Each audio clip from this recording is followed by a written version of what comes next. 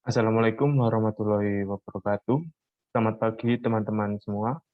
Pada pertemuan ketiga ini akan bersama dengan saya, Radia Triasa, dengan materi linguistik dan bahasa Indonesia Hukum. Sebelum masuk ke dalam materi, apakah teman-teman mengetahui atau tidak bahwa bahasa Indonesia Hukum dan bahasa hukum Indonesia itu merupakan dua hal yang berbeda? Oke, kalau begitu kita lanjut ke materi.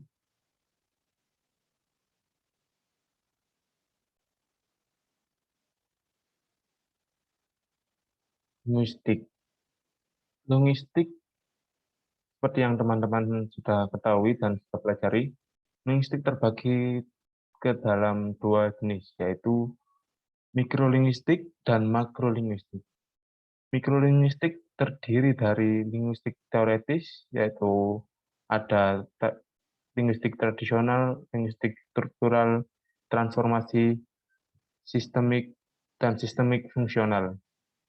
Yang kedua, ada linguistik yang mempelajari terbentuknya bahasa, mulai dari fonologi, morfologi, sintaksis, semantik, dan pragmatik. Jenis linguistik yang kedua yaitu makrolinguistik. Makrolinguistik merupakan gabungan antara ilmu linguistik dan ilmu di luar linguistik. Linguistik terbagi menjadi dua, yaitu linguistik interdisipliner dan juga linguistik terapan. Selanjutnya adalah konsep dasar. Kita akan membahas tentang bahasa Indonesia Hukum terlebih dahulu. Bahasa Indonesia Hukum adalah ragam bahasa Indonesia yang digunakan dalam bidang hukum. Ini merupakan ragam bahasa Indonesia seperti halnya ragam bahasa Indonesia kesehatan, ragam bahasa Indonesia yang lain-lain. Ada banyak sekali, dan ini mungkin belum menjawab perbedaan antara bahasa Indonesia Hukum dan bahasa hukum Indonesia ya. Kita lanjut. Dengan bahasa hukum Indonesia adalah bahasa Indonesia yang corak penggunaan bahasanya khas dalam dunia hukum. Yang ketiga yaitu bahasa hukum Indonesia adalah bahasa Indonesia yang dipergunakan dalam bidang hukum, yang mengingat fungsinya mempunyai karakteristik tersendiri. Oleh karena itu, bahasa hukum Indonesia haruslah memenuhi syarat-syarat dan kaidah-kaidah bahasa Indonesia. Yang keempat, ada karakteristik bahasa hukum terletak pada kekhususan istilah, komposisi, serta gayanya. Jadi pada bahasa hukum terdapat istilah-istilah yang memang khusus digunakan dalam bahasa hukum itu sendiri, khususnya bahasa hukum Indonesia. Lanjut. Selanjutnya, karakteristik bahasa hukum terletak pada kekhususan istilah, komposisi, serta gayanya. Kita bahas.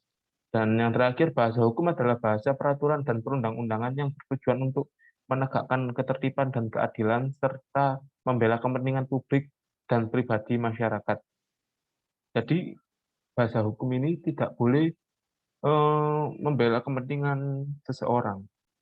Bahasa ini harus objektif untuk kepentingan publik dan masyarakat. Seperti itu. Selanjutnya ada faktor-faktor penyebab kekurangan bahasa hukum di Indonesia. Bahasa hukum Indonesia, terutama bahasa undang-undang, merupakan produk orang Belanda. Yang kedua, hukum Indonesia mengacu pada hukum Belanda. Yang ketiga, para pakar banyak menerjemahkan langsung pengetahuan dari bahasa Belanda ke dalam bahasa Indonesia tanpa mengindahkan struktur bahasa Indonesia. Yang keempat, ada banyak istilah asing, baik Belanda maupun Inggris, yang kurang dipahami maknanya dan belum konsisten. Diksinya belum tepat, kalimatnya panjang dan berbelit-belit.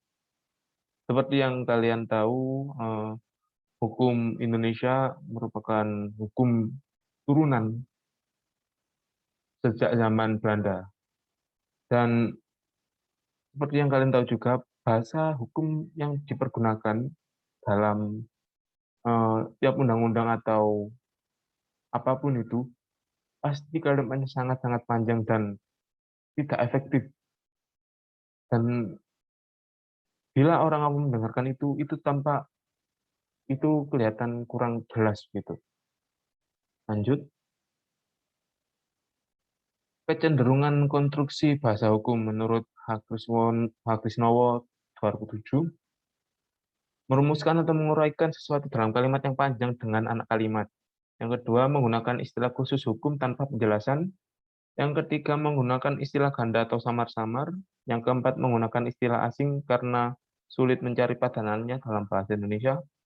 Yang kelima, enggan bergeser dari format yang ada, misalnya dalam akta notaris. Maksudnya dalam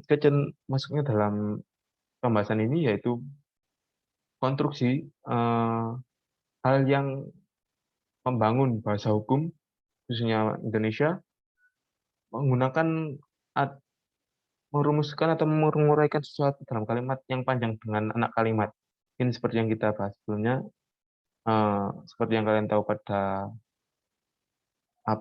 berkas-berkas untuk hukum, untuk proses hukum itu mesti tebal-tebal. Nah, di dalam berkas-berkas itu terdapat kalimat-kalimat yang panjang dengan anak-anak kalimat yang sangat banyak, dan dalam penggunaan istilah yang digunakan, mereka menggunakan itu tanpa penjelasan, sehingga orang-orang awam yang tidak mengetahui hukum atau bisa dibilang tidak sering bersinggungan dengan ilmu-ilmu hukum, istilah-istilah tersebut mungkin agak kurang bisa dipahami, seperti itu. Selanjutnya, ini ada ciri-ciri keilmuan bahasa Indonesia hukum.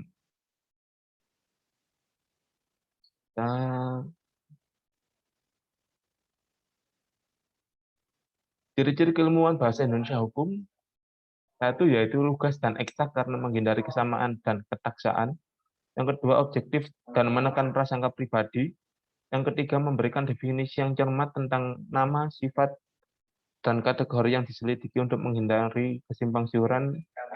Yang keempat adalah tidak beremosi dan menjauhi tafsiran yang bersensasi. Yang kelima, membakukan makna kata-katanya, ungkapannya, dan gaya paparannya berdasarkan konvensi. Yang keenam, bercorak hemat, hanya kata yang diperlukan yang dipakai. Yang ketujuh, bentuk, makna, dan fungsi kata ilmiah lebih mantap dan stabil daripada yang dimiliki kata biasa.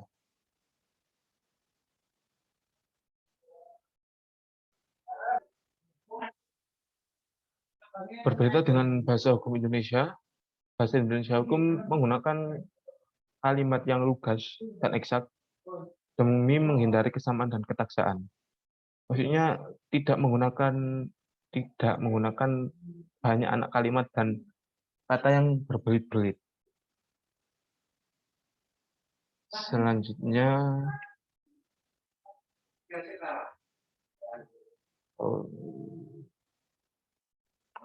dan sekian materi pada pertemuan ketiga ini. Bila ada pertanyaan, bisa langsung ditanyakan. Dan bila tidak ada, saya akan mengakhiri pertemuan kali ini. Terima kasih untuk teman-teman semua yang sudah hadir. Dan mohon maaf apabila ada salah-salah kata. Saya akhiri. Assalamualaikum warahmatullahi wabarakatuh. Selamat pagi.